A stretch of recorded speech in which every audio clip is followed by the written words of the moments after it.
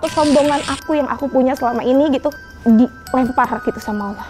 Aku lupa gitu bahwa aku tuh manusia, punya pencipta. Aku takut nggak dikasih kesempatan untuk hidup lagi. Sedangkan dosa aku tuh masih banyak.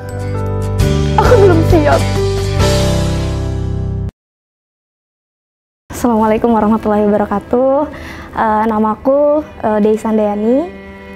Kalian bisa panggil aku Deis atau Deisa. Aktivitas saat ini pastinya masih sebagai seorang istri dari suamiku dan mengajar di salah satu TPQ di Jakarta Barat, aktif di salah satu komunitas hijrah, tepatnya Yung Ngaji Jakbar di Jakarta Barat sebagai tim kreatif. Menurut kamu hijrah itu apa sih? Bagi aku, hijrah itu bukan hanya sekedar kayak perpindahan dari suatu keburukan menuju kebaikan gitu ya. Tapi bagaimana kita tuh bisa mempertahankan kebaikan itu sampai mati. Ya, karena umumnya orang-orang yang udah hijrah itu terpaku sama kata hijrah itu gitu. Oh ya udah, gue udah hijrah, ya udah selesai gitu. Padahal perjalanan seorang muslim itu masih panjang gitu. Dan orang-orang gitu pada umumnya banyak yang menganggap bahwa orang-orang hijrah ya itu tuh orang yang udah 100% total gitu berubah. Padahal selama kita masih hidup, kita sangat masih bisa berpotensi gitu melakukan kesalahan. Apa nih yang ngebuat kamu mantap berhijrah? Bisa dibilang titik balik gitu ya. Yang ngebuat aku mantap berhijrah gitu. Awalnya pastinya kita sebagai anak-anak muda gitu ya, berawal dari keresahan pribadi yang ngerasa kok hidup aku hampa gitu ya, mulai hampa. Ngerasa kebahagiaan yang aku share, katakanlah di sosial media gitu ya, biasa kita di story gitu ya share, itu tuh kayak kebahagiaan palsu. Ya udah, aku cuma pengen sekedar menunjukkan itu ke orang lain, tapi sebenarnya dalam hati aku sama sekali nggak merasakan itu. Pada saat aku balik lagi ke rumah, aku tetap akan merasa hampa gitu. Jadi nggak ada kebahagiaan sesungguhnya yang aku rasakan. Saat itu masalah datang bertubi-tubi, baik itu tekanan keluarga, secara pergaulan sosial kayak gitu, yang mungkin aku nggak bisa ceritain satu persatu, tapi banyak banget dan itu bertubi-tubi ngebuat aku kayak hampir nggak kuat gitu, hampir nggak kuat. Pada saat itu kayak hati aku tuh hancur berkeping-keping, kayak dilempar sama Allah segala kesombongan aku yang aku punya selama ini gitu, kayak dilempar gitu sama Allah. Aku lupa gitu bahwa aku tuh manusia, punya pencipta. Pencipta, selama ini aku cuma nggak enak sama manusia. Selama ini aku cuma bersikap baik gitu sama manusia, tapi sama Allah aku nggak pikirin itu gitu. Dari situ gitu, qadarullah gitu, aku dikasih juga sakit itu sama Allah. Sakit yang pada saat itu aku mengharuskan aku operasi dan pengobatan gitu selama 1 tahun. Dan buat aku yang masih muda, kita gitu yang masih muda, pasti ngerasa gue tuh sehat-sehat aja kok, gue nggak pernah ngerasain sakit gitu. Buat aku yang aku sama sekali nggak pernah masuk rumah sakit kayak yang dirawat serius kayak gitu ya, paling cuma ya batuk pilek biasa gitu kan. Tapi pada saat aku dikasih itu sama Allah, aku kayak ngerasa kematian aku udah dekat. Kayak ngalamin di titik itu gitu, di pikiran itu. Jadi pada saat detik-detik nih sebelum operasi gitu ya, aku pada saat sakit itu, aku tuh bilang sama Allah kayak, ya Allah, aku takut. Aku takut setelah aku operasi nih, gitu. Aku kan nggak pernah kayak gini ya Allah gitu. Setelah aku operasi, aku takut aku nggak hidup lagi. Aku takut nggak dikasih kesempatan untuk hidup lagi. Sedangkan dosa aku tuh masih banyak. Aku belum siap. Aku nggak siap ya Allah. Ya, terus aku bilang lagi bahwa ya Allah, kalau boleh aku meminta, selamatkan aku, pulihkan, sehatkan aku kembali. Aku janji gitu, setelah ini aku nggak akan berbuat keburukan, kemaksiatan gitu, dosa-dosa. Aku bakal memperbaiki akhlakku, memperbaiki sifatku, berbakti sama orang tua, menutup aurat. Aku janji ya Allah gitu, kasih aku kesempatan. Udah, setelah itu akhirnya aku keluar, terus selesai dirawat, terus harus melakukan pengobatan gitu selama 1 tahun gitu kan, non stop ya. Saat itu 1 bulan setelahnya aku menutup auratku.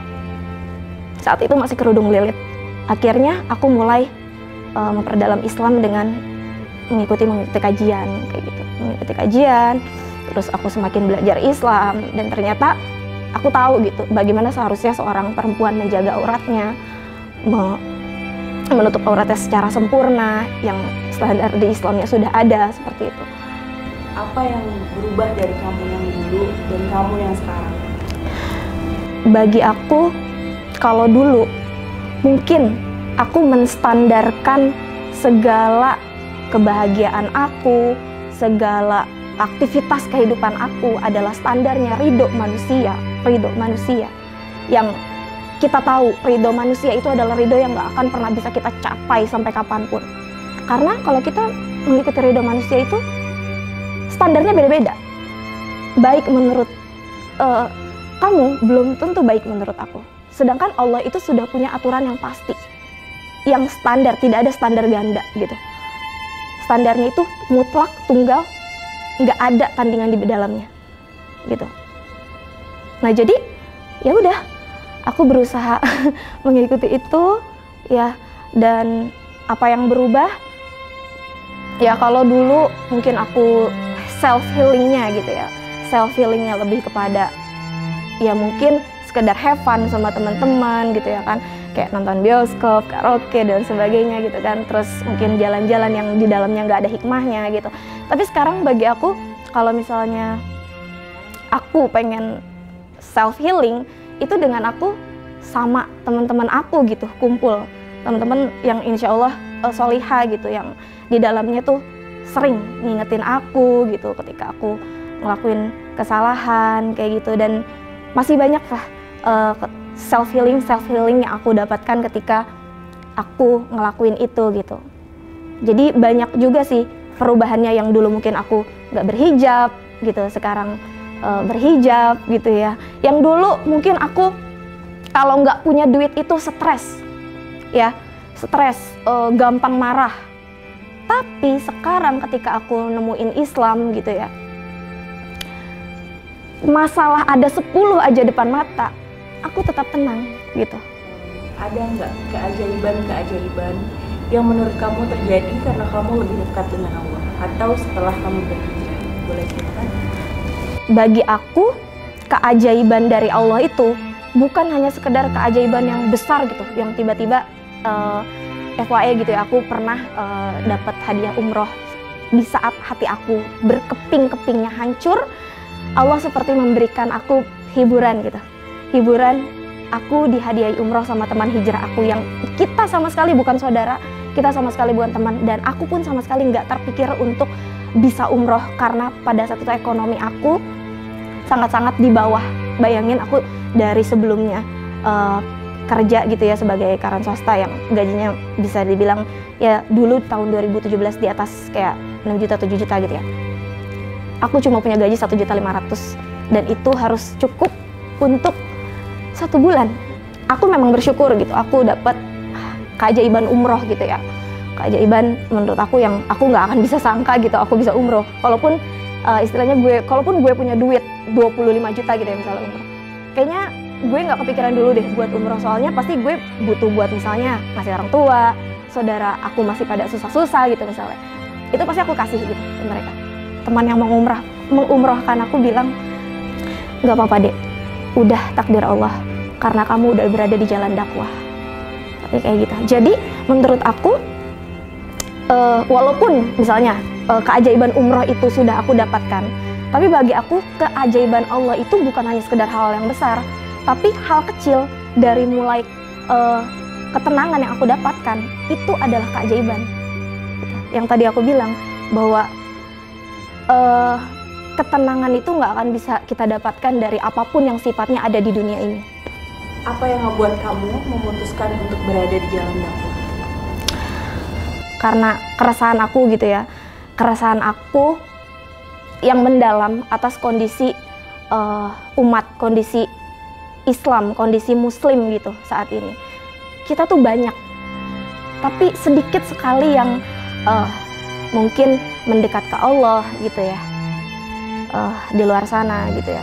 Termasuk aku ya. Ini aku bukannya judgement gitu, enggak sama sekali.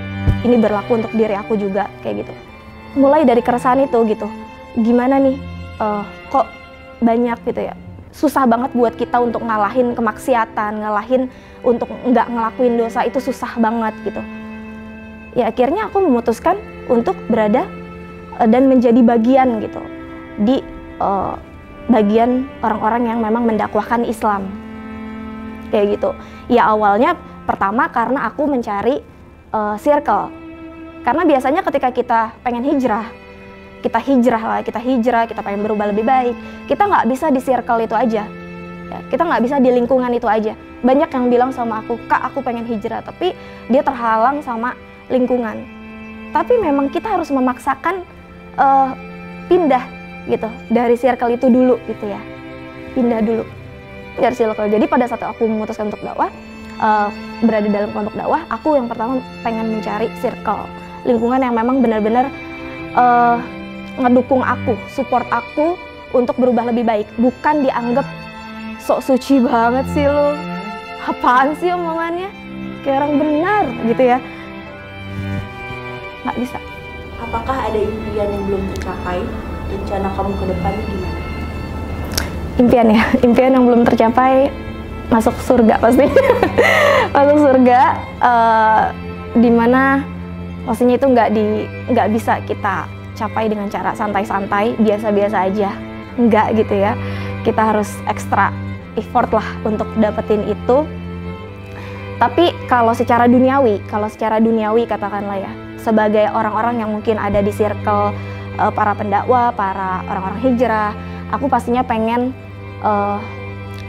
punya pemahaman, sudut pandang, pemikiran yang sama dengan orang-orang di sekitarku, terutama orang-orang terdekat pastinya. Jadi aku tuh pengen mereka tuh bareng-bareng sama aku gitu, kamu bareng-bareng sama aku secara sudut pandang, memandang kehidupan kayak gitu. Jadi nggak ada lagi tuh standar ganda tentang kebaikan kamu dan aku, tapi ketika memang aturan Allah yang jadi standar kebaikan kita, kebenaran kita, itu sudah sama semuanya. Pesan untuk sahabat solehah. Pesan untuk sahabat solehah, jangan terpuruk gitu dengan kondisi kalian saat ini. Jangan ngerasa Allah tuh sedang menghukum kalian atau marah dengan kalian gitu atas kondisi kalian saat ini. Karena Allah itu Al-Latif, Allah itu maha lembut. Dan lembutnya Allah itu bukan lembut kapasitas manusia. Dia adalah Tuhan. Yang lembutnya itu adalah spesifik. Kayak misalnya gini, lembutnya itu adalah sangat mengerti kita secara kita gitu. Allah itu sangat mengerti aku gitu. Jadi tetap semangat, terus ada di track Allah, karena orang yang berada di jalan Allah, mempelajari Islam itu adalah orang yang spesial, serius.